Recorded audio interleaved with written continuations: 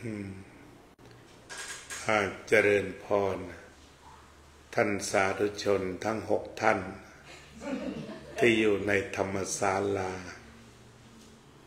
ท่านสาธุชนอีกหลายท่านที่ชมอยู่ทางบ้านวันนี้วันดีวันที่1 มิถุนายน 2568ชีวิตของเราก็ก้าวเข้ามาสู่เดือนที่6หากมองถึงชีวิตย้อนหลังไปใน6 เดือนใน5 เดือนของปีใหม่เราอาจจะสูญเสียเพื่อนไปบ้างคนที่รักคนที่เคารพไปบ้างพระพุทธเจ้าได้ตรัสไว้ว่าการเวลากินตัวมันเองแล้วก็กินชีวิตสัตว์คือตัวมันเองก็หมดไปขณะเดียวกันก็ทำให้สัตว์หมดเวลาไปด้วย นี่เป็นพระพุทธพจน์ที่พระพุทธเจ้าตรัสคือมันกินตัวมันเองคือหมุนหรือถ้าเป็นนักกวีก็เรียกเป็นกงล้อแห่งกาละกงล้อแห่งกาละคือมันจะหมุนไปสู่กาละของแต่ละเวลาจะยาวบ้างจะสั้นบ้างทีนี้กาละเทศะกรรมจะเห็นได้ว่ามีความสัมพันธ์เชื่อมโยงทีนี้ถ้าเรามาศรัทธาในการตรัสรู้ของพระพุทธเจ้าที่เรียกกันว่าตถาคตโพธิศรัทธาก็คือศรัทธาของพระพุทธเจ้าหรือการตรัสรู้ของพระพุทธเจ้าก็มักจะกล่าวถึงว่าศรัทธาในกรรมคือการกระทำศรัทธาในผลของกรรมแล้วก็สุดท้ายก็คือมีกรรมเป็นของตนที่มันละเอียดลึกซึ้งเกาะติดแน่นตรงนี้ก็มันมีคำอีกคำหนึ่งว่ากรรมย่อมจำแนกสัตว์ให้ประณีตและหยาบแบบประณีตก็มีก็มาเพราะกรรม หยาบก็มีก็มาเพราะกรรมบางคนชีวิตประณีตรูปร่างหน้าตาซุ้มเสียงการดำเนินชีวิตที่เราก็ดูภาพทั่วไปว่าอ่อนน้อมถ่อมตนอ่อนโยนอ่อนช้อยต่างๆอันนี้ก็เป็นเรื่องกรรมของเขาทำมาให้ทีนี้บางคนโฉงฉางก้าวร้าวดุดันก็เป็นเรื่องของกรรมที่จำแนกไปว่าโฉงฉางก้าวร้าวดุดันอันนี้เรียกว่ากรรมที่จำแนกคนออกไปทีนี้จะเห็นได้ว่าถ้าเรามีความเข้าใจกรรมอย่างละเอียดถี่ถ้วนวิถีชีวิตทุกก้าวย่างเป็นเรื่องของกรรมมากบ้างหรือว่าน้อยบ้างก็ขึ้นอยู่กับเรื่องของกรรมนั่นเองทีนี้เมื่อพูดถึงเรื่องของกรรมก็ทำให้เรามองชีวิตของแต่ละชีวิตเป็นเรื่องของแต่ละคนที่มีอะไรที่แตกต่างกันพอถึงเวลามันก็จะแตกต่างกันออกไปตามกรรมของตนซึ่งไม่ทราบว่ามันฝังแน่นอยู่อย่างไรแต่ในที่มีกรรมเป็นของตนเนี่ยคือถ้าเราดูภาพรวมการใช้กรรมมันคล้ายๆกันแต่ว่าพอถึงจุดหนึ่งเนี่ยเขาจะเดินไปสู่ความมีกรรมเป็นของตนเช่นกรณีศึกษาพี่แย้มวัดไร่ขิงเนี่ยถ้ามองดูแล้วดูโดยภาพรวมคือพระราชาคณะท่านเจ้าขุนชั้นธรรมถ้าภาพรวมทั้งหลายก็คล้ายๆกันหมดเหมือนกันหมดที่ทำงานต่อพระศาสนาอยู่แต่พอมาถึงจุดหนึ่งก็เรียกว่าถึงเวลาที่สุกงอมของกรรม มันถึงเวลาเหตุปัจจัยพร้อมที่สุดก็เป็นอีกสิ่งหนึ่งตามหลักอิทธัปปัจจตาว่าเมื่อสิ่งนี้มีสิ่งนี้ก็มีที่จริงเจ้าคณะภาคก็มีเหมือนกันหมด18ภาคประเทศไทยนะมี18ภาคนี่1 ใน 18ที่ได้มีกรรมพิเศษแต่ทีนี้แต่ละท่านทั้ง18ท่านเนี่ยถ้าดูกรรมทั้งบวกทั้งลบท่านก็มีกรรมเป็นของตนอาจจะเป็นเรื่องฝ่ายดีความเจริญก้าวหน้ามีคนสนับสนุนมากมายก็นี่เป็นกรรมของท่านหรือว่าพี่แย้มมันก็เหมือนกันแกก็มีกรรมดีที่ให้ผลมาเป็นจำนวนมหาศาลถ้าดูตัวเลขเป็นกรรม100 ล้านก็เหมือนกับคนอายุน้อย100 ล้านอะไรพวกนี้ก็ล้วนแต่เป็นบุคคลพิเศษที่มีกรรมดีในส่วนหนึ่งแต่ว่าอาจจะมีการขาดตกบกพร่องในกรรมที่ไม่ดีก็ให้ผลตามภาษากรรมไม่ดีอาจจะมากหรือจะน้อยก็ตามทีนี้อย่างกรณีศึกษาตรงนี้ถ้าเราไม่ได้รู้ว่าสัตว์ทั้งหลายมีกรรมเป็นของตนหากเราดูตามหน้าสื่อก็จะเห็นว่าตกใจกันเป็นจำนวนมากตกใจกันถึงขนาดว่าศาสนาจะอยู่ไม่ได้ไปด้วยซ้ำไปมันน่าตกใจอย่างหนักแต่ที่ถ้าว่าเรามองปัญหาแบบขีดให้มันเล็กลงว่ามีกรรมเป็นของตนเข้ามาว่าในวัดนั้นมีพระ100 กว่ารูปท่านก็เป็นเพียง1 รูปที่ก็เดินไปตามกรรมอีก100 รูปท่านก็เดินไปตามกรรมของท่านมีกรรมทุกวันแหละแม้แต่บิณฑบาตเนี่ยบางวันก็เต็มบาตรบางวันก็ไม่เต็มบาตรนี่เป็นเรื่องกรรมโดยตรงวันที่ไม่ได้คือไม่ได้นะลุ้นยังไงก็บาปเปล่าก็มีเนี่ยมันกรรมทั้งหมดอะกรรมละเอียดละออทั้งหมดเลยที่บางวันพอออกหน้าวัดก็เต็มแล้วก็มีอันนี้ก็เป็นเรื่องกรรมวันที่ไม่มีเหลียวซ้ายแลขวายังไงก็คือไม่มีก็คือไม่มีอาจารย์ก็เคยเหมือนกันกลับบาตรเปล่านะก็มียังไงก็ไม่เจอใครวันนั้นถือว่าวูบแล้วกรรมมีผลไม่เหลืออยู่แต่พรุ่งนี้มันก็มีอีกก็เป็นกรรมมีผลอีกแล้วก็ดังที่เคยเล่าให้ฟังมาบ้างแล้วว่าในบางคราวเนี่ยการมีกรรมเป็นของตนคือแบ่งกันไม่ได้ในวาระพิเศษเช่นตอนนั้นที่พระอาจารย์ไปแสดงที่พังงาแล้วก็ไปแสดงธรรมก็ไปเยี่ยมโยมประพันธ์วงพาณิชย์นี่แหละก็ออกจากขนอมตั้งแต่เช้าก็ฉันเช้ากันแล้วกลางทางไปถึงโน้นสัก9:30เห็นจะได้แม่บ้านของโยมประพันธ์ก็บอกว่าโยมประพันธ์อยู่ที่โรงเรียนจากบ้านไปประมาณ100 กิโลเป็นประธานโรงเรียนแล้วก็อยากนิมนต์อาจารย์ไปพูดด้วยก็ยกหูโทรเตรียมเพลงไว้ให้ด้วยแต่ที่โยมพี่สาวนี่แกก็พูดแล้วพูดว่าฉันจะที่นี่ไม่แน่ใจข้างหน้าบอกว่าตมาก็บอกโอ้เวลาเหลือเฟือ100 โลนี่11:30ก็กำลังพอดีต่างๆแต่พอถึงเวลาปั๊บนะมันขับเลี้ยวผิดนะไปอีกทางเกือบ100 โลเหมือนกันครับก็11:30แล้วทีนี้11:30ทำยังไงย้อนกลับ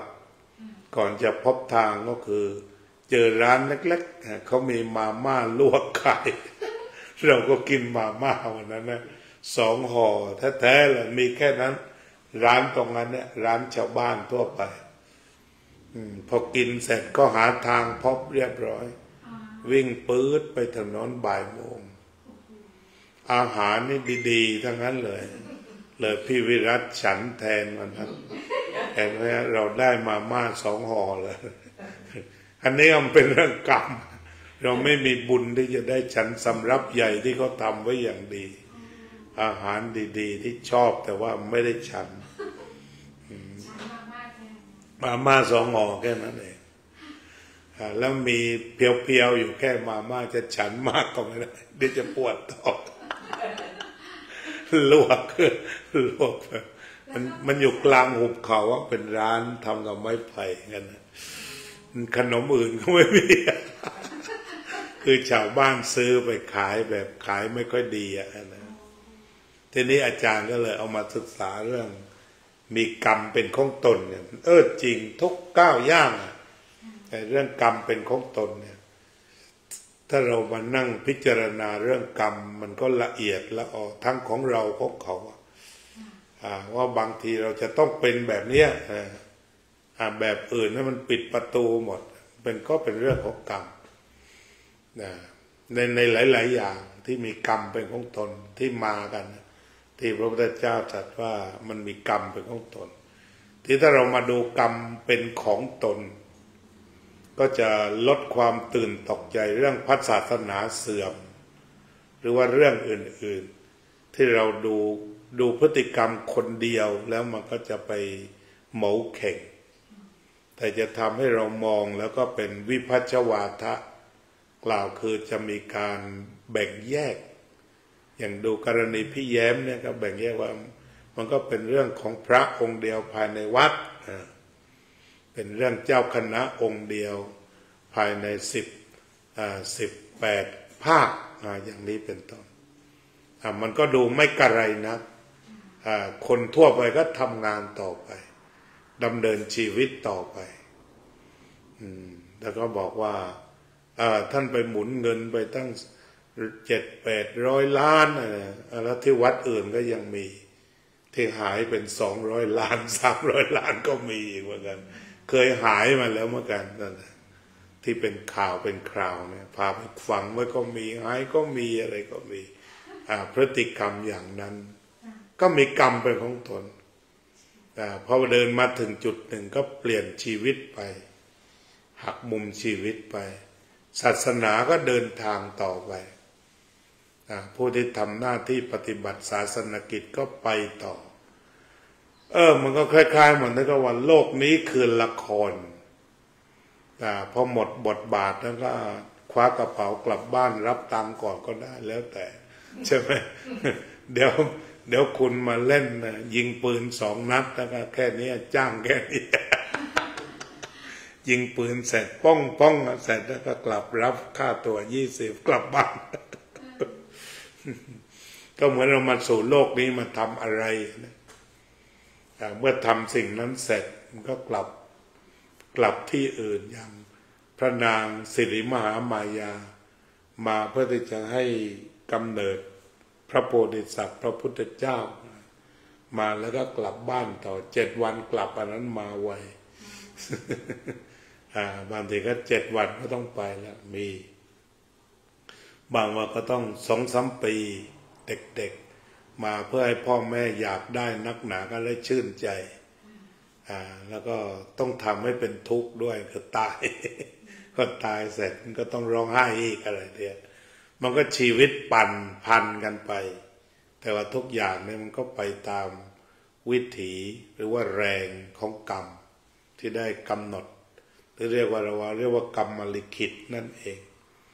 นี่ประโยชน์ของการศึกษาเรื่องกรรมมันก็ทำให้เรามองเห็นเรื่องของแต่ละคนที่พระพุทธเจ้าชี้ว่าไม่เหมือนกันแต่ก็บทเรียนเรื่องกรรมก็หมายความว่ากรรมทุกอย่างให้ผลกรรมดีให้ผลกรรมไม่ดีก็ให้ผลไปตามลำดับไม่มีกรรมไหนที่จะไม่ให้ผลหรือว่าไม่ทำงานแต่มันจะทำงานอยู่ตลอดไม่มีวันหยุดการทำงานเรื่องกรรมเอาฝั่งดีก็ให้ผลไปให้รางวัลไปฝั่งไม่ดีก็ให้ความอึดอัดขัดเคืองไปให้ความทุกข์ใจไปก็แล้วแต่เหตุปัจจัยละเอียด ที่กรรมนั้นจะเป็นตัวนำไปนี่ที่พระพุทธเจ้าตรัสรู้เนี่ยเขาเรียกว่าเป็นจุตูปปาตญาณ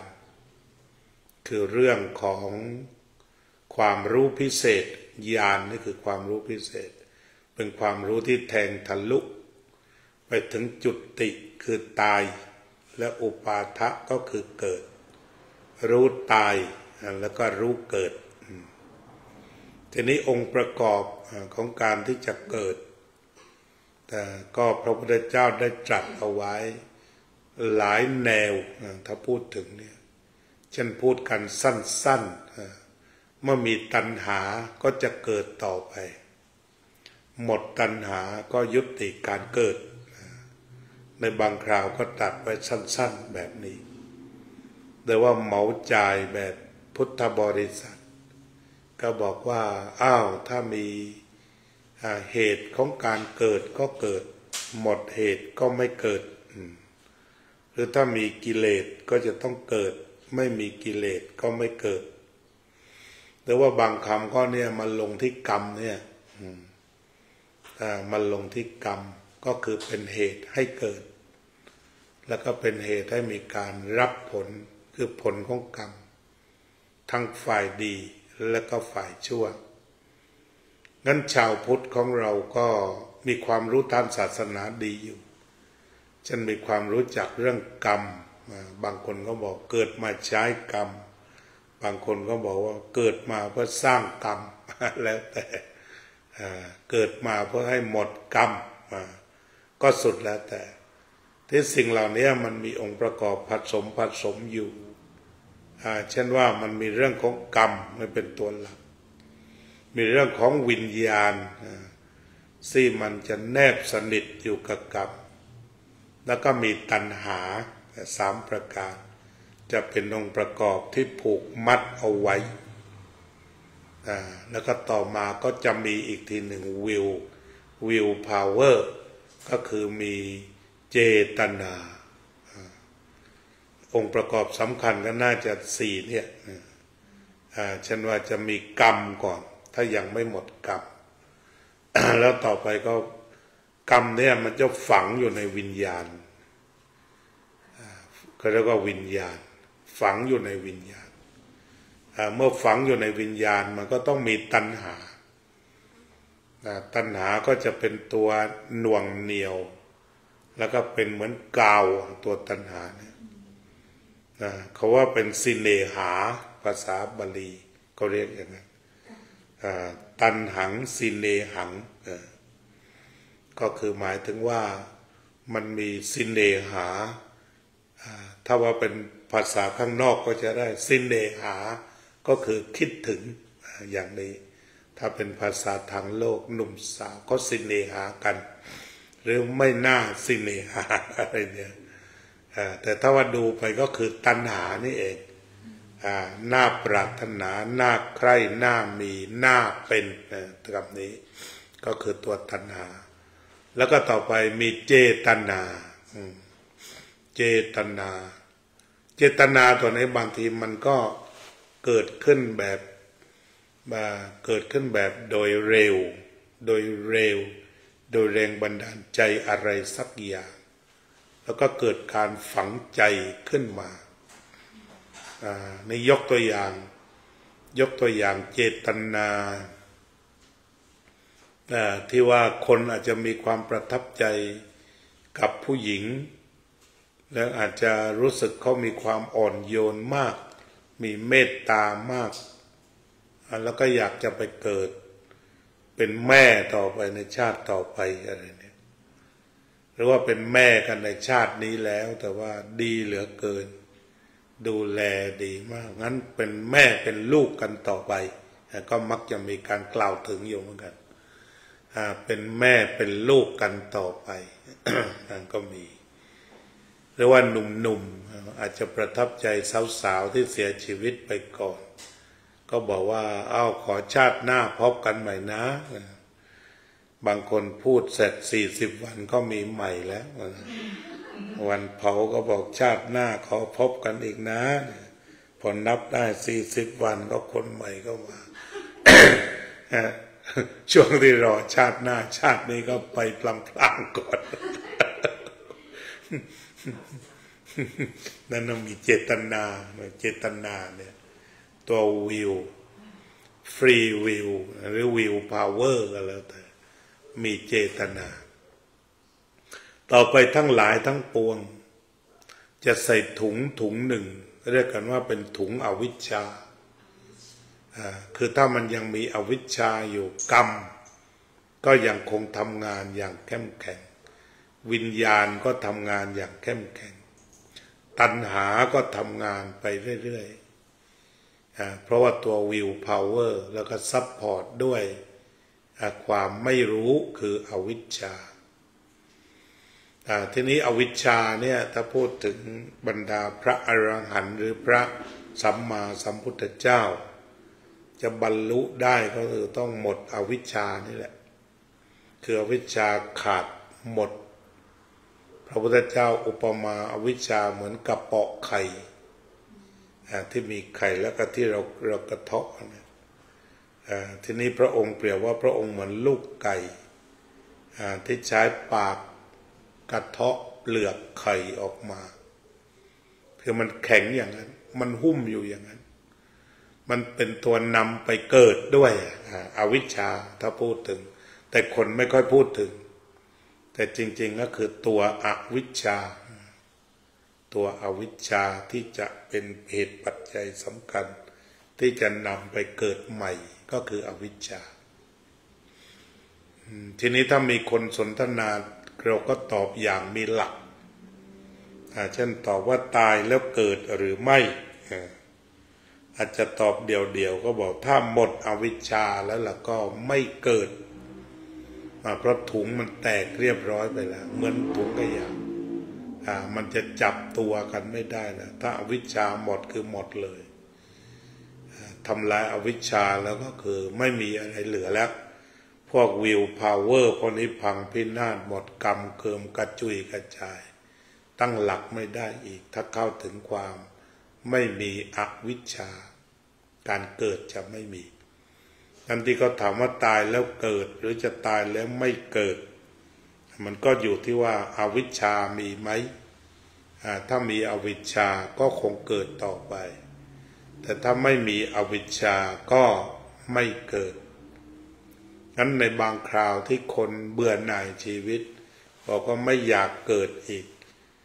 บางคนทำลายวิชาไม่ทันฆ่าตัวตายนำไปก่อนคือเบื่อชีวิตถึงที่สุดอันนี้ก็เข้าใจผิดเป็นการฆ่าตัวตายแต่ตัวตนก็ยังเกิดต่อไปเพราะยังมีความรู้สึกว่าเป็นตัวตนการเกิดทุกข์ก็ต้องมีร่ำไปทีนี้ตรงนี้นักอภิธรรมเขาก็อธิบายในช่วงรอยต่อของชีวิตกล่าวคือเวลาที่ตายว่างั้นในการที่จะไปสู่ภพใหม่มันก็มีจิตสองดวงว่างั้นเกิดดับครั้งเดียวคือหมายความว่าจุติจิตคือจิตตายทำหน้าที่ตายหนึ่งครั้งแล้วก็จิตที่จะไปเกิดอุปาทะ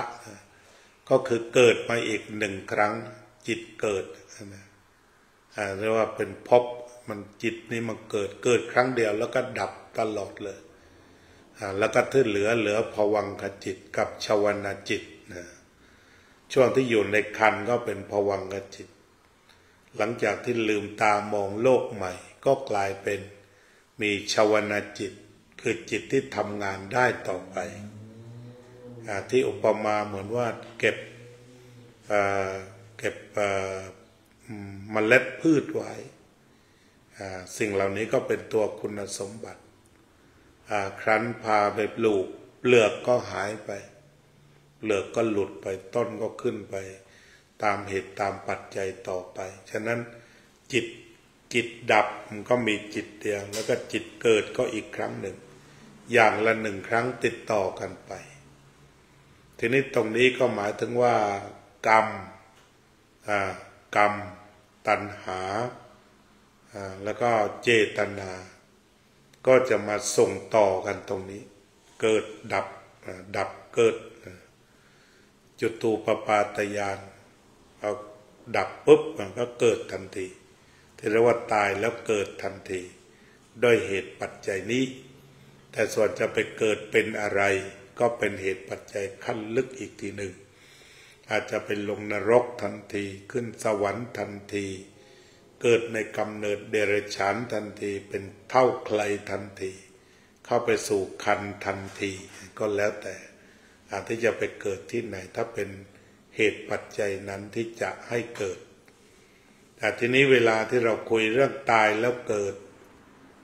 ส่วนใหญ่คนก็มักจะใช้ทัศนะส่วนตน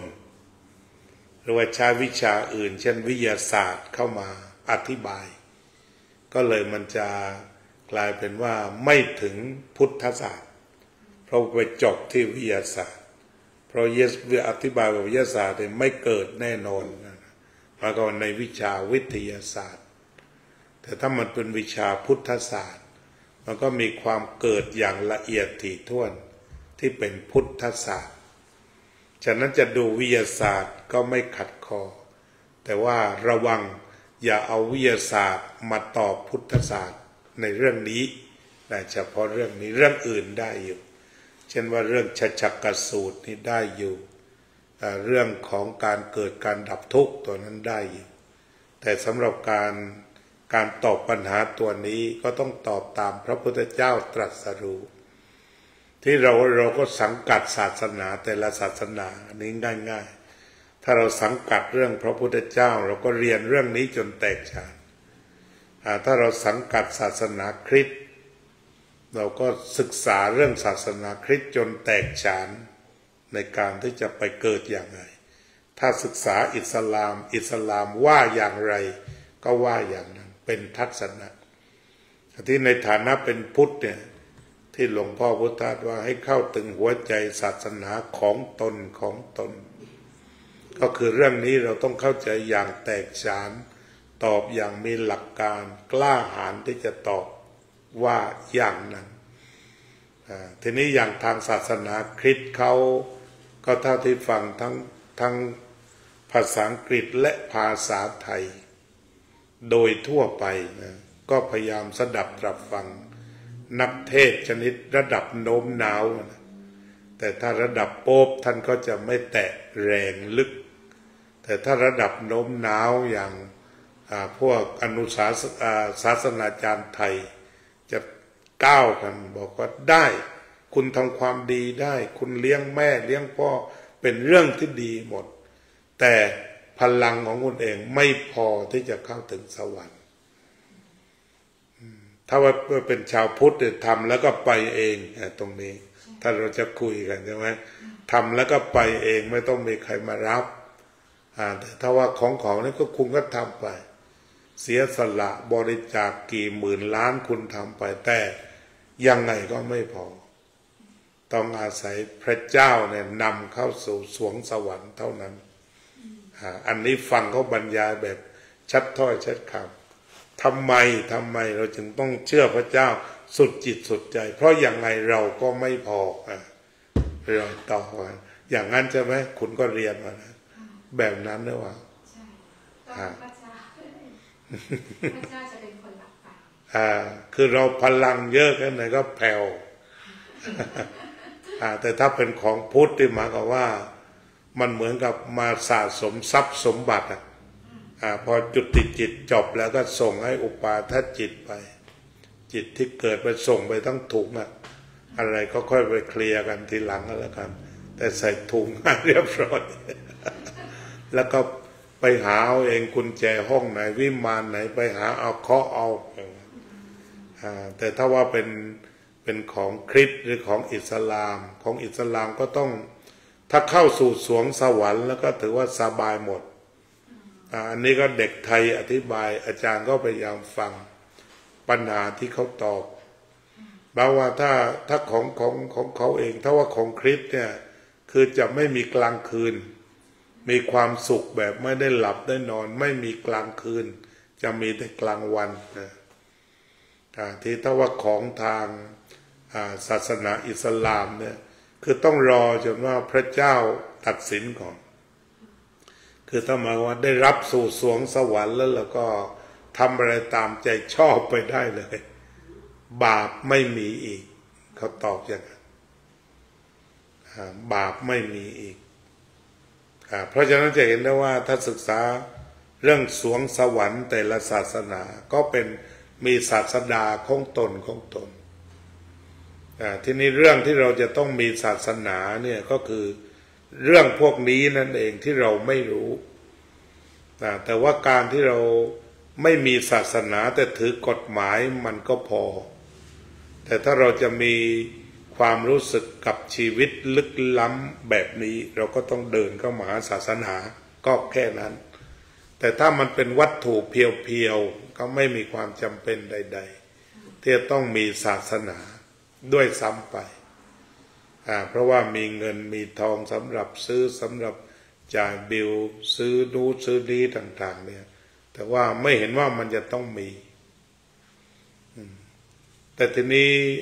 อย่างบางคนอย่างญาติโยมเทสลาเนี่ยเจ้าของเทสลาเนี่ยแกก็บอกศาสนานี่จำเป็นสำหรับแกเวลาจิตมันตกแกว่ามันหาอะไรไม่ได้นะนอกจากศาสนาแกก็พูดอยู่ทันทีว่าศาสนาคือสิ่งสำคัญสำหรับแกคือแกไม่ได้ถือสารณะว่าบิลเลียนทั้งหลายที่มีอยู่จนกระทั่งประมาทแต่แกในหลายๆคลิปแกยังอ่อนโยนกับไอ้ตัวศาสนาอยู่เหมือนกันก็น่าสนใจเหมือนกันมนุษย์เนี่ยแต่ที่จริงมันก็น่าจะพ้นไปแล้วใช่ไหมครับอะไรก็ทำได้หมดจ่าย1,000 ล้านไปรับคน2 คนก็ทำมาแล้วที่ติดอยู่สนามอากาศรัฐบาลไม่ให้กูให้เองก็เอามาแล้วคือเงินมันเหลือเฟือจริงแต่ก็ยังมีคำที่บอกว่าศาสนานี่มันสำคัญพอถึงจุดหนึ่งนี่ต้องศาสนาเท่านั้นที่นำเขาได้นี่โดยภาพกว้างอย่างนี้ทีนี้ส่วนเด็กอื่นๆเช่นมาร์ค ซักเคอร์เบิร์กอะไรเขาก็เป็นเด็กศาสนาอยู่แล้วน่าอัศจรรย์เหมือนกันท่านบิลเกตยิ่งไปใหญ่เตรียมตัวจะมอบเงินกี่หมื่นล้านที่จะเป็นสมบัติสำหรับสาธารณะอะไรเนี่ยอันนี้ก็มาจากเอติกของตัวศาสนามีส่วนในการหล่อหลอมฉะนั้นแนวโน้มปัจจุบันแม้จะมีพวกเอเทียสเพิ่มขึ้นนะแต่ว่าพวกหลักๆใหญ่ๆเขาก็ยังเอาศาสนาทั้งหมดพวกผู้หลักผู้ใหญ่หรือคนที่ทำงานทำการจริงจังกับชีวิตล้วนยังมีศาสนายังมีปรัชญายังมีอะไรอยู่อย่างจริงจังที่มันเกิดขึ้นฉะนั้นก็ถือว่าในส่วนจิตวิญญาณที่จะต้องเติมเต็ม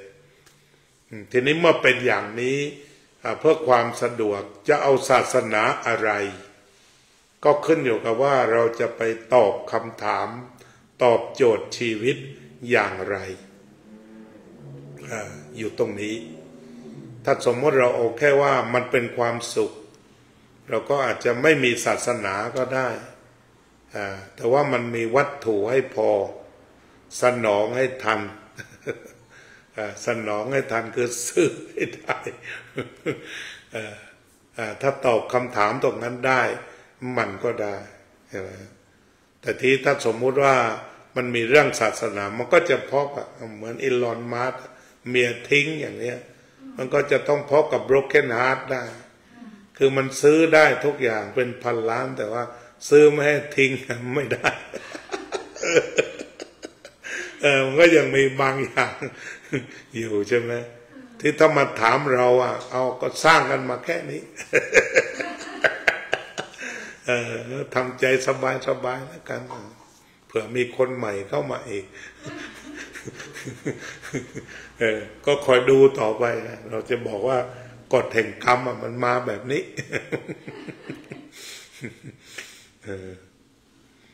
ฉะนั้นตัวศาสนาเนี่ยมันคนที่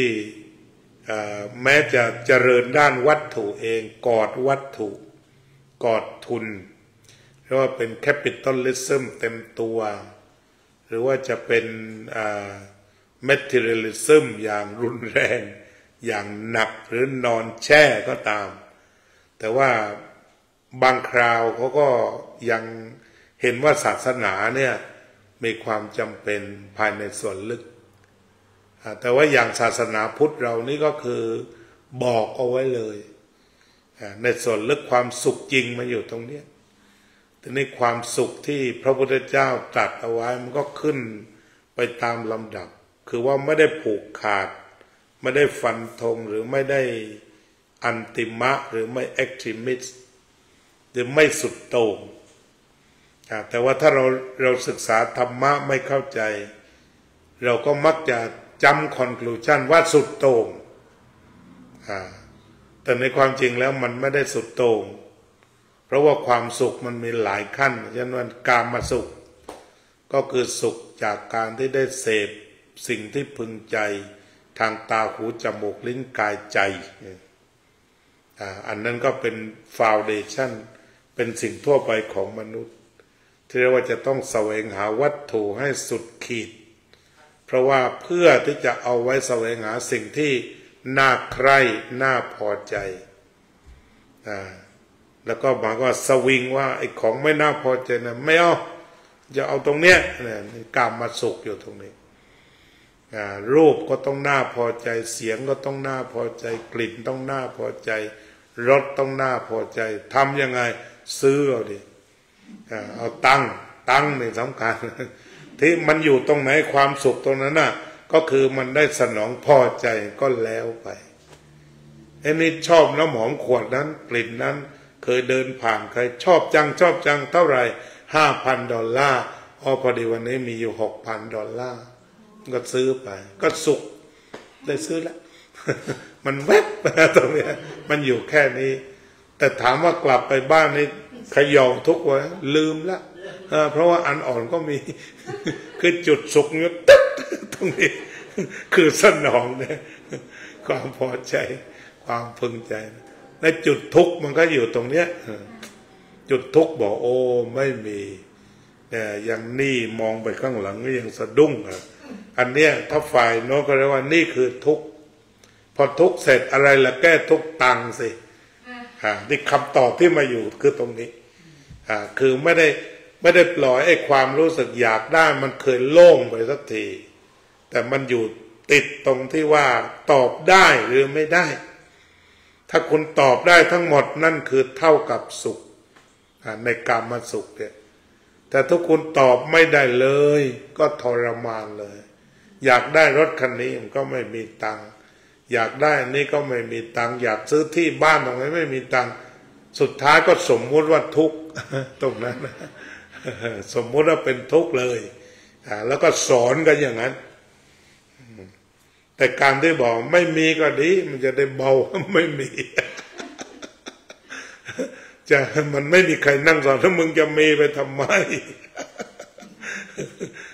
ต้องอย่างนั้นเลยมันไม่มีใครสอนไงแต่ว่าสอนซื้อล่วงหน้าไปเลยดาวศูนย์ไปเลยแล้วทำงานเอาข้างหน้าฉะนั้นคำสอนอีกมุมหนึ่งเนี่ยมันแห้งแล้งจะว่าไม่มีก็ไม่ได้แต่ว่ามันแห้งแล้งฉะนั้นทุนนิยมหรือบริโภคนิยมวัตถุนิยมเนี่ยมันจึงง่ายต่อการไปตอบสนองฉะนั้นคนก็เลยบอกเอาละเอาตังค์มาก่อนแล้วกันเงินคือพระเจ้าแล้วกัน แม้แต่อย่างวัดเราไม่มีตู้บริจาคเนี่ยคือหลายวัดเขาก็เสียวไงไม่มีตู้ได้ไงถ้าเราไปนั่งคุยกับเขาคือเขาเสียวคืออย่างน้อยมันต้องมีเงินติดอยู่บ้างอะไรเนี่ยแม้แต่เรื่องนี้เรื่องเดียวเนี่ยแล้วก็สุดท้ายมันก็เลยพากันอาจจะต้องทำกิจกรรมเพื่อดึงตังค์กันว่าทั้งที่พระเองคือก็เสียวนั่นเองนั่นแหละคือกลัวเพราะกลัวแล้วไม่พึ่งพระพุทธพระธรรมพระสงฆ์ไปทำไก่ย่างดีกว่าไม่เอาแล้วพระพุทธพระธรรมพระสงฆ์เปิดมาร์เก็ตดีกว่าง่ายกว่าใช่ไหมก็ถูกกองนำต้องเสียค่าบิลค่าอะไรใช่ไหมบิลมาว่าพุทธังสรณังกัจฉามิมันก็ไม่ลบใช่ไหม ฉะนั้นก็ขอกำเงินก่อนเห็นไหมฉะนั้นแม้แต่นักการศาสนาเองเนี่ยก็ยังไม่ไว้วางใจในพระธรรมนัก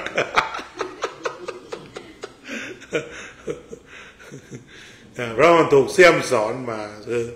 มีเท่ากับเป็นสุขอะถ้าไม่มีสักครั้งเนี่ยทุกข์ละนิดเดียวขาดแคลนสักอย่างทุกข์ละอะไรก็คือถูกเสี่ยมสอนกันมาเริ่มในที่สุดเนี่ยที่มาของระบบทุนที่จะต้องตุนให้เยอะที่คนตุนกันแบบทั้งชีวิตอะไรเนี่ยต้องตุนไว้ให้เยอะเอาไว้ให้มากแต่ที่ถ้าสมมติว่าสำหรับผู้ที่กล้าเขาก็มีอยู่ผู้ที่กล้าเขาก็มีอยู่อยู่แบบว่าพอเพียงก็มีอยู่เยอะไม่ใช่ไม่มี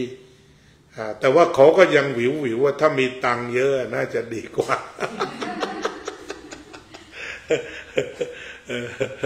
ก็ยังมีความโหยอยู่ในตัวนั้นถ้ามันมีเยอะก็ดีได้ซื้อนั้นจักรยานสมมติขี่จักรยานคันนี้เก่าแล้วถ้ามีตังค์ก็ได้พ่นสีหน่อยได้เรียกว่ากามสุขที่ต่อมาก็คือความสุขถ้าว่าก้าวข้ามไอ้เงื่อนไขที่ว่ามันจะต้องมาตอบสนองหมดแล้วไปอยู่ว่างๆบ้างอยู่ว่างๆบ้างเช่นว่าเป็นบุญญาสุขก็หมายว่าลืมสิ่งเหล่านี้ไปแต่เป็นอาสาสมัครไปบ้างอะไรไปบ้างแล้วก็มันจับทางของจิตใจว่าตกลงว่าวัตถุมันเรื่องนิดเดียวแต่ที่อยู่ทั้งวันคือมันเป็นเรื่องจิตใจเป็นเรื่องของจิตใจที่อยู่ทั้งวันเรื่องกินไม่กี่ชั่วโมงใช่ไหมแต่เรื่องที่จะต้องประคองกันต่อไปคือทำอย่างให้ใจมันอยู่กับปัจจุบันแล้วก็รู้สึกว่าไม่เร่าร้อนไม่กระวนกระวายเดี๋ยวนี้ก็โรคยอดฮิตก็คือโรคซึมเศร้า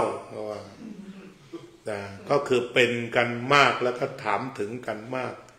ในเรื่องของโรคซึมเศร้าเนี่ยที่โรคซึมเศร้านี่ก็เช่นเดียวกันถือว่าถ้าว่ามีเงินมีทองพร้อมทุกอย่างก็รักษาด้วยสุขข้อหนึ่งกามสุขเขาก็จะมีทีวี24 ชั่วโมงสมมุติชอบกีฬาคือทำให้ตื่นเต้นไว้ตลอดเดี๋ยวฟุตบอลยุโรปเดี๋ยวอันนั้นอันนี้ในทางนั้นฟุตบอลอเมริกันสารพัดกีฬาก็พอจะนั่งถ่างตาจนได้หลับไปใช่ไหมเหมือนบางคนไม่มีอะไรทุกก็รอเดี๋ยวกีฬาจากช่องนี้มานั้นมาแต่ว่าสำคัญต้องติดด้วยนะถ้าติดก็อย่างที่ว่าแต่ถ้าไม่ติดมันก็คว้าที่ว่าพุทธังสรณังคัจฉามิก็คือจะต้องห้อยโหนแต่พุทธังก็คือห้อยพระพุทธเจ้าทำบังสังขังเนี่ยแต่นอกจากนั้นก็เอาใจไปห้อยสิ่งที่ว่าก็แล้วแต่จิตมันติดอะไรได้ดีกว่าบางคนติดหนังจีนก็ว่ากันไปทั้งค่ำทั้งคืนจนสลบไปโน่นสลบตื่นแล้วให้หลับให้นานนี่พูดถึงคนมีตังค์นะมันทุกข์นะหลับให้นานตื่นเช้ากินข้าวกินน้ำดูต่อคือพาใจไปฝากไว้ไงไม่นั้นมันเซ็งที่ว่าถีนมิทะเนี่ยตัวนี้มันทำร้ายจิตใจพวกติดกีฬาก็ติดกีฬาก็เลยมีช่องกีฬาไว้ถ้าไม่มีจะเป็นบ้าตายเหมือนกันมีอาการหนักกว่านี้นี่ด้วยช่องที่หนึ่ง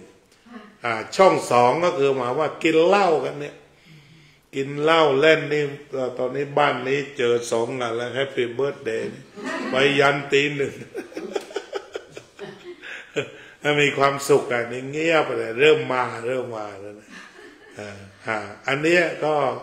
เป็นสุขขั้นที่1ไม่พอสุขขั้นที่2เช่นว่าไม่ต้องใช้จ่ายมากเช่นเป็นวอลันเทียร์ไปช่วยโน้นช่วยนี้ตามโน้นตามนี้มันก็มีกันเยอะเหมือนกันตรงนี้ก็หลุดจากการติดที่ทรมานแต่ถ้าประเภทแรกเนี่ยทรมานมากต้องจ่ายเงินมากเพื่อซื้อสิ่งเหล่านั้นมาบำบัดความรู้สึกแต่ถ้าหลุดออกมาได้เข้าถึงตัวบุญเช่นบุญที่เป็นนามธรรมะ แต่ถ้าบุญก็มาติดให้ติดทานอีกอะเคยได้ยินโยมคนหนึ่งพูดน่าสลดใจเหมือนกันคือคนหนึ่งไปบ่อนอีกคนหนึ่งไปวัดแต่เป็นวัดที่เป็นทุนนิยมอย่างแรงนะอยู่มาวันหนึ่งไปนั่งคุยกันที่วัดอาตามสงสัยต่อไปตามเธอไปบ่อนบ้างดีกว่าเพราะทอดพ่อป่าเลยแต่ครั้งนั้นฉันหมดเยอะเหมือนกันหมดกว่าไปบ่อน อันนี้ถ้าวัดตั้งแก๊งแบบนี้เนี่ยคนจะหลบไปบ่อนเหมือนกันเพราะมันอยู่ในคอนโทรลไงแต่ถ้าโยมเข้ามาลึกแล้วเนี่ยพอพ่อป่าคนละพันนี่โยมหนีไม่ได้แต่ถ้าโยกสลดไม่ชินเหนื่อยมือก็พักได้ อันนี้อาจารย์ได้ฟังก็สลดใจเพราะฉะนั้นถ้าวัดเนี่ยเตรียมวัตถุไว้ต้อนรับเนี่ยคนก็ยังทุกข์อยู่เช่นเราเตรียมทำเจดีย์ราคา1,000 ล้านขึ้นมาสักอันโยมจะทุกข์ตลอดเวลาเพราะมันค้างอยู่ไงตรงนี้ก็อันตรายสำหรับคนทำบุญเนี่ยเพราะว่าโดนบีบเกี่ยวกับวัตถุก็ตกลงว่าเหมือนไม่ได้เข้าวัดนั่นเองคือเหนื่อยพอๆกันที่จะวิ่งหาวัตถุคือยังไม่เป็นพุทธถ้าพูดถึงที่ยังไม่เป็นทางที่โล่งเบาทีนี้การทำบุญที่ถูกต้องก็ภาวนาเนี่ยดีที่สุดใน10 ตัวในตัวเนี้ยทานศีลภาวนาแต่นี้ถ้าว่า มันเป็นทานปกติเป็นทานที่ไม่ถูกจับไปเป็นระบบทุนก็ไม่เป็นไรเรามีอะไรก็แค่มาแบ่งกันกินเฉยๆก็ได้ความหมายที่เป็นสุขแต่ถ้าว่าได้จับทานได้ไปขายผ้าไตร100อย่างนี้นี่จับทานไปขายแต่ที่ถ้าว่าปล่อยทานปกติโยมกลับไปเมืองไทยเจอจีวรสวยๆซื้อมาฝากอาจารย์สักผืนอย่างนี้อันนี้คือทานที่เป็นธรรมชาติไม่รู้สึกเป็นทุกข์แต่ประการใดแต่ถ้าว่ามาวัดทุกวันก่อนฟังเทศเอาก็ซื้อสังฆทานก่อนเนี่ยโดนทุกวันเลยใช่ไหมมันก็กลายเป็นว่าไอ้บุญเนี่ยมันต้องซื้อเหมือนกันเนี่ยที่เสียหายตรงเนี้ยความจริงบุญจริงอะมันไม่ต้องซื้อมันเป็นธรรมชาติแต่ทีนี้ก็ถูกพาไปขายที่เรียกว่าขายตั๋วไปสวรรค์สมัยยุคกลางเนี่ยถ้าขายตั๋วดีพ่อเขาขึ้นสวรรค์ได้ดีในสมัยยุคกลางในยุโรปอะเขาก็เคยทำใบล้างบาปแล้วปัจจุบันของเราก็ทำกันเป็นล่ำเป็นสันไง ก็น่ากลัวตรงนี้ว่าไปจับบุญเนี่ยไปขายที่จริงบุญมันขายไม่ได้มันเป็นธรรมชาติสุดๆก็แบบโยมนะอย่างแบบโยมหมุยเนี่ยเอาเห็นอันนี้อร่อยวันนี้ทำดีกว่าเนี่ยบุญปกติเดี๋ยวทำขนมนี้มาดีกว่าโยมเห็นใบหม่อนพาไปชุบแป้งทอดอย่างเนี้ยอันเนี้ยเป็นบุญแท้ๆเป็นบุญยสุขใครมาทานก็มีความสุขคดไปบ้านก็ยิ่งมีความสุขมันจะได้หมด มันเป็นบุญแท้ๆมันไม่มีความอึดอัดขัดเคืองอะไรที่มันหลงเหลืออยู่เนี่ยงั้นบุญเนี่ยมันก็ยังทำงานได้อยู่แต่ว่าเราอย่าจับไปขายมันจะผิดปกติปล่อยให้มันเป็นออร์แกนิกเป็นบุญออร์แกนิกทานก็ให้มันเป็นออร์แกนิกศีลเป็นออร์แกนิกภาวนาให้มันเป็นออร์แกนิกคือทำอย่างให้จิตใจสดชื่นเบิกบานประคองไว้จะยืนจะเดินจะนอนจะนั่งจะทำงานทำอะไรต่างๆแต่ว่าให้ไปพบกันที่ว่ามันสดชื่นเบิกบานมันรู้ตื่นเบิกบานมันไม่ได้หมายถึงว่าภาวนาดีๆถูกหวยนะภาวนาดีๆทำมาค้าขึ้นนี่คนละเรื่องเองเหมือนกันที่จับมาขายจับมาโฆษณาเนี่ยแต่หมายความว่าเรื่องนี้มันเป็นเรื่องใจล้วนๆเลยแหละถ้าพูดเราจะภาวนาเอามาวัดสิจะทำให้ใจเป็นสุข แค่นั้นแหละถ้ามาแล้วสุขใจมาอีกถ้ามาแล้วโอ้ทุกข์หนักกว่าบ้านรีบหนีกลับบ้านก็ไม่ว่ากันเรื่องไม่มาวัด ถ้ามาแล้วมันมีเงื่อนไขที่เป็นทุกข์เราก็ต้องอยู่บ้านถูกต้อง ที่หลายคนบอกไม่อยากมาวัดมาแล้วถูกต้องก็อยู่บ้านเพราะว่าเหนือสิ่งอื่นใดคือใจได้โล่งได้โปร่งได้สบายตัวภาวนาอยู่ตรงนั้นความสุขของการภาวนาอยู่ตรงนั้นทีนี้มันประเด็นที่จะเป็นทุกข์ก็คือจับบุญไปขายตรงนี้ซึ่งต้องระมัดระวังกันเอาเอง ดูฟอร์มแล้วว่านี่ถูกขายถ้าขายเราก็ถอนตัวออกมากลับมาทำบุญแท้ตามความรู้สึกแบบที่หลวงพ่อพุทธทาสท่านแบ่งไว้นะการให้ทานนะมันมีอยู่3 อย่างเรียกว่าทำบุญ3 แบบแต่ท่านพูดถึงการให้ทานเรื่องเดียวก็คือว่าบุคคลบางคนเนี่ยอย่างอันนี้แถวบ้านนอกมีอยู่โดยทั่วไปให้ทานเพื่อให้มันได้หน้าได้เสียงสรรเสริญถ้าเอาเป็นบ้านนอกชนบทอย่างภาคใต้บ้านอาตมาเนี่ยหมายความว่าถ้าพ่อแม่ระดับนี้ตายเนี่ยต้องลงงัวลงควายและประมาณกี่ตัวอยู่ที่ถ้าทำบุญ7 คืนควายหรืองัว5หมู5อย่างนี้เป็นต้นอันนี้นั้นตัวนี้หลวงพ่อพุทธทาสเรียกว่าให้ทานเหมือนกันน้ำโคลนคือบุญนี่ท่านเปรียบเหมือนน้ำแต่ที่แบบว่าวัว5หมู5แบบนั้นก็ถือว่าเป็นน้ำเหมือนกันแต่เป็นโคลนล้วนๆเรียกว่าทั้งเหม็นทั้งสกปรกเมื่อทำแล้วแต่คนก็รู้สึกว่ามันต้องทำอย่างนั้นเพราะเรียกว่าเพื่อนบ้านในตำบลนี้ก็ปิดบ้านไปเลย7 วันมากินกันที่นี่ ทีนี้บางงานที่ทำมากินผักเยอะเพื่อนก็ว่าเอาอีกบอกโอ้ยขี้เหนียวบ้านนี้กินแต่ผักขี้เขียวปัดแล้วเขาว่ากันอย่างนั้นมันต้องเนื้อแบบหนักอันนี้เล่าบรรยากาศที่ว่าทำให้มันต้องฆ่างูกับฆ่าควายฆ่าหมูกันคือมันโดนปิดล้อมด้วยความไม่เข้าใจแล้วก็ทำแบบเอาหน้ากันเลยแล้วก็เล่นการพนันเล่นเลยอย่างนี้คือเล่นโดยไม่รู้สึกว่าผิดก็เหมือนที่วัดประสาทนิกรที่พระอาจารย์ไปดับงานศพแม่ชี4 คืนอาจารย์อยู่พวกจะเล่นการพนันมันเดินเวียนถึง4-5 ทุ่มบอกโยมกลับไปนอนเถอะฉันเทศให้แม่ชีฟังแกบวชตั้งแต่สาวตาย80 กว่าฉันบูชาแกโยมกลับเถอะไม่เล่นสักงาน พระอะไรอย่างนี้ก็มาคุยได้คุยธรรมะก็พากันไปหมด แล้วปกติก็นั่นแหละพระสวดจบก็กระชากของอุปกรณ์มาเล่นกันอันนี้เรียกว่าอยู่ในบุญทั้งนั้นนะงานบุญทั้งนั้นเลยในงานบุญพวกนี้เขาเรียกว่าเป็นน้ำโคลนคือหลวงพ่อพุทธทาสบอกว่าบุญนี่มันอาบได้มันดื่มได้ไงมันแปลว่าน้ำล้างบาปบุญเนี่ยแต่ที่นี่เราเอาโคลนไปล้างเนี่ยก็หนักเลย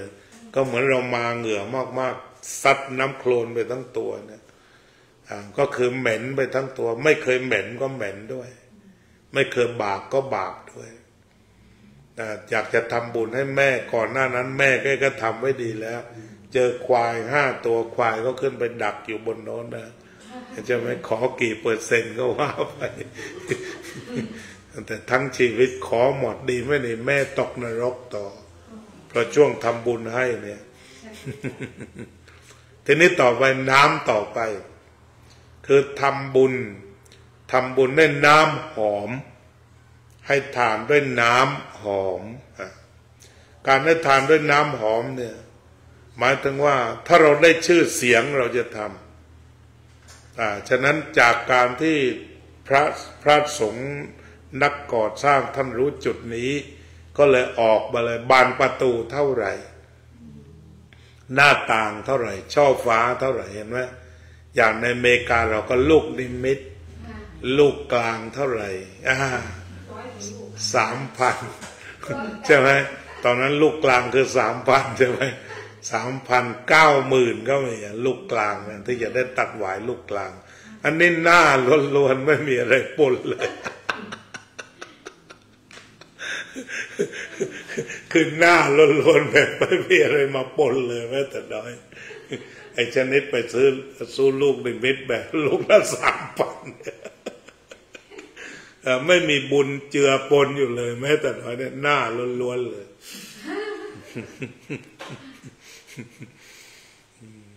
คือว่ามันฮึดต่อนะทีนี้ถ้าว่าเกิดไปแล้วเจ้าวาดนับพลาดทีนี้ปรากฏว่าลูกของเราหาไม่พบเป็นไงฮะหงุดหงิดอึดอัดขัดเคืองสวิงกลับตกนรกไปเลยล่ะว่างั้นแต่ลองลืมซื้อดูสิก็เคยมีวัดนะอยู่ไม่ไกลจากวัดเราเนี่ยเขาเคยไปรับขันหมาก2 ด้านซื้อพระพุทธรูปมา2 องค์ไงที่พอมาถึงมันก็ต้องป่องชิงฉุกกันนะเพราะองค์ไหนได้ขึ้นแท่นอะไรเลยก็กลายเป็นปัญหาเหมือนกันบุญก็กลายเป็นบาปไปเหมือนกันอันนี้ก็คือว่าทำด้วยความวูบฟังดูเขาพูดดิแล้วก็วูบไปแล้วก็ทำเลยตรงนั้นนี่ก็เรียกว่าทำบุญแบบอาบน้ำหอมที่เราลองดูว่าเรามีน้ำหอมอย่างดีจากฝรั่งเศสเนี่ยระหว่างน้ำปกติกับน้ำหอมเราจะอาบอะไรถ้ามาเหงื่อเยอะๆน้ำปกติใช่ไหมเนี่ยนี่คือน้ำหอมฉะนั้นการทำบุญแบบน้ำหอมนั้นระบาดไปทั่วโลกระบาดไปทั่วโลกอย่างงานกฐินอย่างเนี้ยโดยทั่วไปยกเว้นแต่ที่วัดเราเนี่ยเขาก็กำหนดมาเรียบร้อยนะกี่หมื่นเจ้าภาพก็ต้องไปถามวัดละกี่หมื่นก็บอกเท่านั้นหมื่นเท่านี้หมื่นอย่างต่ำก็ว่าแล้วที่เหลือก็เจ้าภาพก็เขามักจะเอาคนที่กว้างขวางสามารถไปแจกซองได้อะไรได้กว้านเข้ามาทอดเสร็จแล้วได้สัก100,000เขาอย่างเชื่อขนาดนั้นถ้าไม่ถึงอึดอัดเหมือนกันเพราะว่าวัดน้องเขาได้150,000เนี่ยใช่ไหมมันก็เป็นเรื่องกิเลสล้วนๆที่มันไปเป็นทุกข์ฉะนั้นที่วัดสวนโมกหนึ่งก็ดินหลวงพ่อพุทธาว่าไม่ให้มีกฐินไม่มีแบบนี้เลยไม่มีเลยใครเคยทอดกฐินสวนโมกนี่มันก็จะไม่มีเพราะว่าพระมีจีวรพอห่มอยากถวายก็พาไปให้ท่านถ้าท่านจีวรขาดตอนไหนก็ได้คือตรงซื่อๆอันเนี้ยส่วนโมกนะที่อาตมาบอกก็อะไรว่าหลังจากคิวหมดแล้วก็จะเลิกอยู่เหมือนกันแต่ถ้าไม่เลิกเนี่ยก็ให้มันเป็นกฐินธรรมชาติไปอย่าไปตั้งเป้าว่าน่าจะเท่านั้นอย่าได้ไปพูดถึงเป็นอันขาดได้ผ้ามา4-5 ผืนถวายพระก็จบแล้วนะถ้าทำอย่างนั้นได้เป็นบุญแต่ถ้าเริ่มเครียดว่าปีที่แล้วทำไว้กี่หมื่นเราปีนี้ต้องอย่างนั้นนะถ้าคิดอย่างนี้แวบเดียวเนี่ยไม่ได้บุญเท่าไหร่นะมันเริ่มเครียดฉะนั้นได้ว่าวางแผนตั้งแต่แรกว่าอย่าไปเที่ยวแจกซองอะไรก็เพื่อที่จะตัดตรงนี้ให้ออกไปแต่ที่คนมันก็มีค่านิยมที่จะทำอย่างนั้นกันอยู่คือมันติดเอาหัวละพันอะไรก็ว่าไปแบบที่เขาทำง่ายๆกรรมการเท่าโน้นเท่านี้อะไรเนี่ยแต่ถ้ามันเป็นกฐินธรรมชาติเอาโยมก็ลงขันกันจีวรผืนละเท่าไหร่ว่าตามราคาผืนเท่านี้6 ผืนเท่าไหร่ก็ว่ากันไปได้มาแล้วก็จบได้เวลาก็ถวายที่จะทำบุญเข้าวัดก็ทำปกติวัดไม่ต้องสั่นกฐินก็ต้องเอาให้หนักกว่าภาพปกติเนี่ยที่อาตมาไม่มีความรู้สึกอย่างนี้ก็เพราะอะไรเพราะว่าโยมดูแลมาแล้วกรวดทุกลูกกับหินทุกลูกกุฏิอะไรโยมให้หมดแล้วเราจะไปละโมบโลภมากเอาให้หนักอีกทำไมใจดำถ้าคิดแบบนั้นเนี่ยทีนี้ที่อยู่โยมก็ไม่ได้เคยให้ลำบากอะไรแต่ค่าน้ำค่าไฟอะไรไม่ได้เคยขาดแคลนเพราะฉะนั้นมันไม่ว่ากฐินนี่ขอตุนสักทีมันไม่ได้จำเป็น นี่ทอดไปเถอะโยมได้สัก400-500นาทีก็ได้แล้วแต่จะประกาศอย่างมั่นใจเพราะมันเป็นกฐินออร์แกนิกทำอย่าให้มันอะไรอย่าให้มันมีไอการค้าคอมเมอร์เชียลเข้ามาก็ทำกันไปจะทำบุญเข้าวัดเท่าไหร่กันไปเราจึงจะมักจะไม่พูดว่าเงินกฐินเท่าไหร่เงินกฐินไม่มีแต่ว่าเงินบำรุงวัดวันกฐินเท่าไหร่ก็บอกกันได้เงินกฐินนะไม่มีแต่มันเป็นเงินบำรุงวัดในวันนั้นก็ว่ากันไปมันออร์แกนิกดีใช่ไหมแบบนี้เนี่ยก็อยากให้เป็นแบบนี้ตกลงปลงใจกันแบบนั้นคุยกันแบบออร์แกนิกอย่างนั้นไม่ได้จำเป็นว่าแล้วก็มีพระกี่องค์ก็ช่วยกันประเคนเท่านั้นจบก็เป็นกฐินที่สบายทำบุญที่สบายอาจจะน่าธรรมาที่ค่อนข้างจะแข็งอยู่ก็บางทีเราจะตอบโจทย์บางสิ่งบางอย่างที่มันไปไกลเกินมันเดินไกลจากตัวดั้งตัวเดิมแต่เราก็ไม่ได้ถึงว่ามันเคร่งครัดอะไรมากมายแต่ว่ามันมีร่องรอยที่เราทำได้อย่างทางวัดเราที่โยมช่วยกันไม่ค้าไม่ขายนี่ก็มาไกลแล้วนะเนี่ยไม่ต้องเที่ยวเก็บเล็กผสมน้อยค้าขายสงกรานต์ต้องวันละ40,000อะไรเนี่ยโยมก็เนี่ยต้มน้ำให้หนักก็ไปหน่อยสงกรานต์ก็แค่ต้มกาแฟเยอะกว่าเดิมใช่ไหมก็ไม่ต้องเหน็ดต้องเหนื่อยเตรียมการเต้นพระอะไรพากันเหนื่อยไปหมดนี่ก็เราออกกันเด็กมีอะไรก็ถือมาสงกรานต์ก็จับรดน้ำกันมันก็จบถ้าคิดดีมันโล่งอะไรมันโล่งโปร่งส่วนใหญ่เราก็มันหมดกับรีตองพิธีนี้ไม่เท่าไหร่แต่รีตองมันเยอะ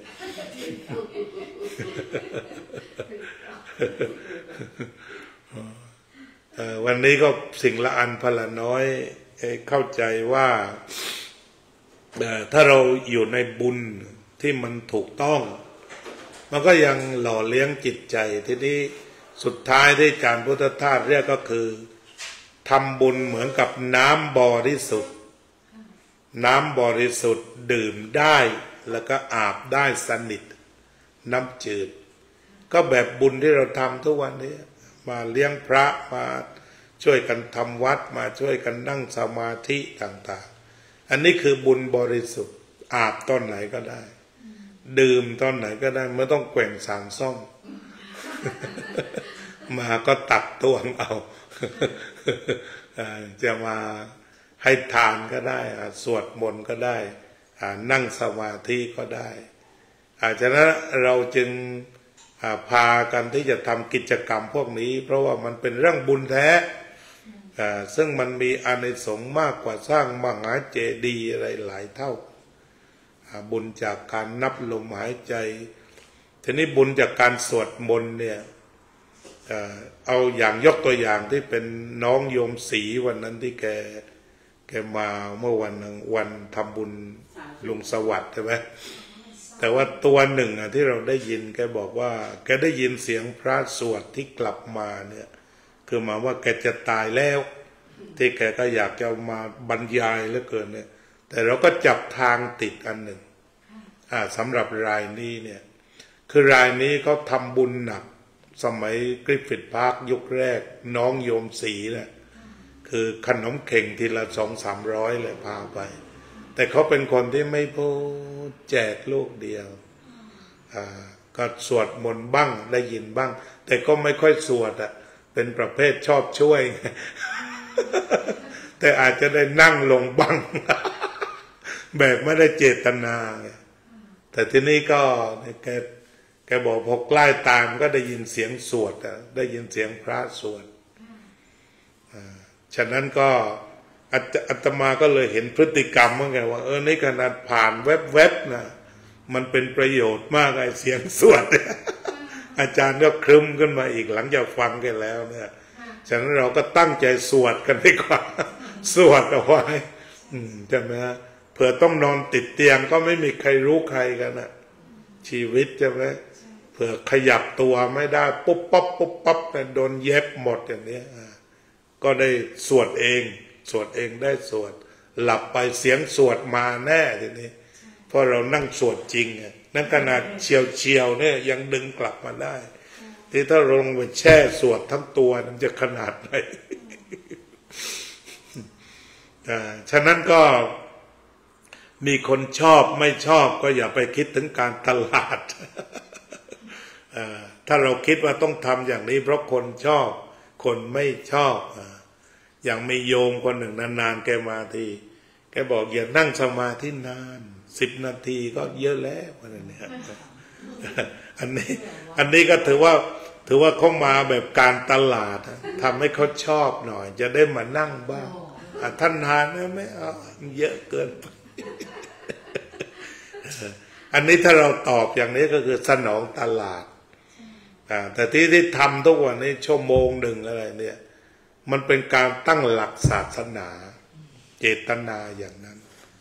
สวดมนต์กันพวกนี้เป็นหลักศาสนาหมดเพราะไม่ใช่การตลาดถ้าการตลาดเราจะต้องพาเด็กมารำอะไรเนี่ยดึงพ่อดึงแม่มาขายลูกโป่งอะไรเนี่ยอันนี้การตลาด ไม่นานก็มากันเต็มที่จับหลานมาได้คนกินทั้งแม่กินทั้งยายกินทั้งย่าเวลาเขาประกวดเด็กมันลูกโป่งขายดีย่าทุ่มเต็มที่กะให้หลานเข้าวิน เงินก็เข้าวัดหลานเข้าวินเงินเข้าวัด ฉะนั้นเนี่ยเราก็เป็นออร์แกนิกคือคลีนออกให้หมดแล้วก็เหลือแต่บุญแท้ๆบุญล้วนๆที่ไม่มีพิษมีภัยใดๆเหลืออยู่วันนี้ก็พูดจนได้จบชั่วโมงคิดว่าไม่รู้จะพูดอะไรถ้าบ่นได้จนจบชั่วโมง ก็ต้องอวยพรกันเป็นธรรมดาก็ขอขอบคุณท่านทั้ง6 ท่านที่มีจิตเมตตาทำให้การฟังธรรมเกิดขึ้นด้วยอำนาจแห่งปัญญาที่เกิดจากการฟังธรรมจงเป็นพลวะปัจจัยให้ทุกท่านได้ไกลจากความทุกข์ความโศกอยู่ในความสุขสงบเย็นได้บำเพ็ญประโยชน์แก่ตนและผู้อื่นสืบไปเถิด